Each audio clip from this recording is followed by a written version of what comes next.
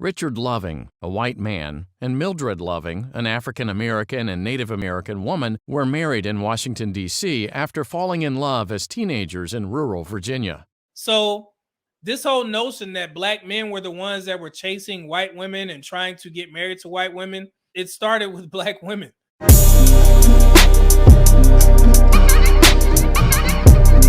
you guys are unfamiliar, and I know we've heard this before in these spaces, people always reference the Loving versus Virginia ruling back in, was that 1961 in regards to interracial marriage. If you guys don't know, the Loving in Virginia, the Loving couple was a half black, half Indian woman and a white man, and they were married, but they were living in Virginia, which it was prohibited to be married as a interracial couple.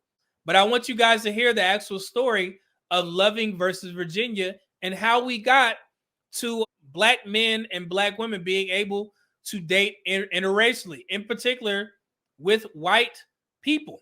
Richard Loving, a white man, and Mildred Loving, an African American and Native American woman, were married in Washington, D.C. after falling in love as teenagers in rural Virginia. On a hot summer night in 1958, law enforcement officers burst into the bedroom of Mildred and Richard Loving and placed them under arrest. The Lovings hadn't gone on a crime spree, but they were public enemies in the eyes of the Commonwealth of Virginia. Mr. and Mrs. Loving were thrown in jail for getting married, an act prohibited in Virginia, all because the Lovings didn't share the same skin color. However, their return to Virginia and cohabitation as husband and wife violated the Commonwealth's anti-miscegenation law known as the Racial Integrity Act. The act forbade interracial marriages, specifically marriages between white people and those who qualified as, quote, colored, unquote. After their arrest, both Mr. and Mrs. Loving pled guilty to violating the anti-miscegenation law. Rather than serving 1 year in prison, the Lovings accepted a suspended sentence and were banished from Virginia for 25 years. The Lovings later filed a motion to vacate the state court judgment, which the trial court denied. The Virginia Supreme Court of Appeals affirmed. The United States Supreme Court granted cert. Interracial marriages was actually started by a black woman and a white man.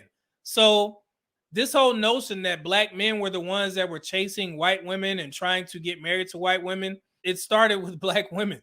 But the only thing is that white men haven't bought into marrying black women just yet.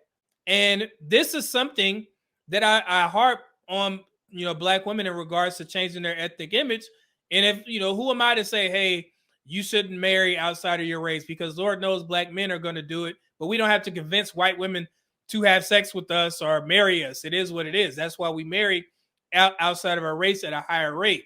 But this whole notion that black women haven't been trying to actively date and marry outside of their race is just not true, because they have. And we wouldn't even be here in regards to interracial marriage if it wasn't for a black woman married to a white man.